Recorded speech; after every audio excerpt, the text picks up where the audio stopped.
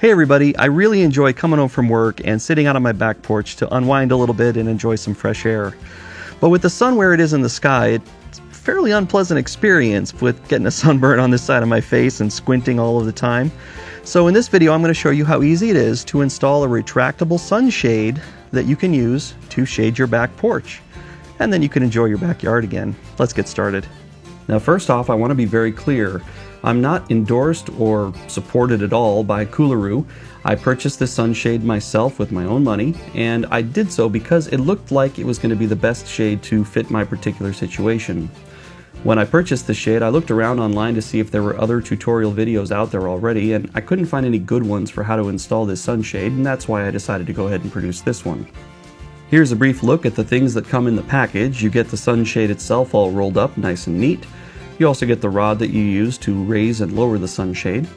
Then it comes with a couple of mounting brackets. One's the idler pulley and one's the one that actually lowers and raises the sunshade itself, as well as some mounting hardware. And then you've got a couple of little brackets you can use to anchor the lower part of the sunshade down, and I'll explain all of these in more detail here in just a bit. There's also some instructions which we will be referring to. So I have a few options for exactly where and how I can install this patio shade. The mounting hardware that it comes with can be installed on the face of a wall, or on a face of a wall this orientation, or even right up into a ceiling. Now I've decided I'd like to put it on the outside of my patio here so that it's perfectly lined up with the edge of my concrete and doesn't infringe on any of my usable space of the concrete patio itself. Now these mounting brackets come from the factory setup to have the adjustment end, that's the side that you're going to spin to lower and raise the shade, to be over on the right hand side, and the idler arm to be on the left hand side. But I prefer to have that done the other way around. Now this is not exactly reversible, but there is a way to adjust it so you can swap those positions. Let me show you how. So this is the adjustment arm, and on the back side of it, it's got this little panel that's just a cover. It slides right off, and that reveals these two screws. If you remove those, you can rotate this around 180 degrees and then put those screws back in, and that switches the side from left to right. Replace the cover when you're finished, and with that done, now I'm ready to start my installation. Whenever I'm installing a product like this that comes with things that need to be mounted to the walls, I generally like to just use the thing I'm mounting to the wall as the template for where I'm going to drill the holes. Now I wanted to mount this so that the top screw was about 2 inches down from the eaves that are kind of over my porch there. So I measured that out carefully and then just used the bracket itself as the template for drilling the pilot holes. Once the pilot holes were drilled, I could attach the bracket pretty easily just using the screws that came in the kit. Initially, when you put these brackets up, you should leave the screws just a little bit loose so you can still slide the bracket side to side. The gap that has to be between this bracket and the one on the other side must be precise down to the 1/4 inch, and so these have a little bit of extra play in them that you can use to adjust them. The instructions say to put them up loose, hang up the awning, and then adjust them so that they're right snug with the edges of the awning, and then tighten these screws down. After I mount the first one, I'm going to take a quick glance at these installation instructions where I see that for the 96-inch wide shade that I'm installing, I need to mount the brackets exactly 97¼ inches apart from each other. If you're installing a different size shade, of course, your brackets will be spaced differently. On the bracket that's already been installed, the screw is 1/2 inch from the edge of the bracket. So I'm going to measure from the edge of that bracket and just simply add 1/2 inch to the 97¼ inch measurement. Then I can mark the screw holes, and that will give me the exact location to install the screws for the second bracket. In addition to getting the distance correct, make sure you remember to measure down from the ceiling so that you get your brackets installed at the same height. Just like on the first side, I use the bracket itself to mark the locations for the pilot holes and then get those drilled out. Now here's one other thing I wanted to make sure I covered because I didn't feel like the instructions really covered this very well, and that is when I was putting up the bracket for the mechanism that raises and lowers the shade, I found that the mechanism itself actually gets in the way of those screw holes, and so I used the same screws that you use to change the left or right-handedness of the mechanism. I just take those back out, and that gives you the access you need, and then just put the mechanism back in. Just make sure you put the mechanism back in the correct direction. One other quick note. When I drilled these pilot holes, I felt that it went into some good studs inside there. After you drill your pilot holes, if you feel like it just goes straight through and there's nothing for the screws to really bite into like these are, you may wind up needing to use a wall anchor or a longer screw. With those screws fully seated, I can reinstall the mechanism, and now I'm ready to hang the sunshade.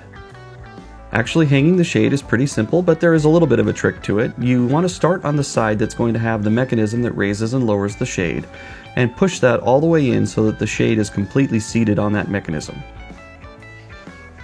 Then move over to the other side where the idler pulley is, and you should be able to slide that side of the shade in, and it makes a pretty satisfying click or snap sound when it gets seated correctly. Once it's seated, nudge that anchor bracket to make sure that it is pressed all the way up against the side of the shade. You don't want to have any gap there at all. And then don't forget to tighten down the screws on that bracket. With the shade finally installed in its brackets, go ahead and insert the rod that you'll use to raise and lower the shade, and then lower the shade all the way. Now, I'll admit the first time I did this, I realized there's maybe an opportunity for another do-it-yourself project here where I could perhaps figure out a way to motorize this mechanism. I'm not going to try and attempt that here in this video, but let me know down in the comments if you'd be interested in seeing if there's a way that I can make that happen. Well, as you can see, the mechanism works great. This install location is perfect. I wound up getting it centered exactly the way that I wanted. But of course, wind is going to be a little bit of a problem. It's a slightly breezy day today, and it's blowing pretty good. Now luckily, this comes with a set of hooks you can install at the bottom that will be used to retain the bottom edge of this so that it doesn't flap in the breeze like that. Let's continue on with the installation and I'll show you how to do that. Now these little mounts that you put down at the bottom of the sunshade should be a fairly familiar process. I'm going to use those mounts again as their own template to mark and then drill my pilot holes. Then I'm going to attach those with the screws that were provided in the kit. Again, making sure that if the screws don't have something substantial behind them to bite into, that you use a wall anchor or a longer screw.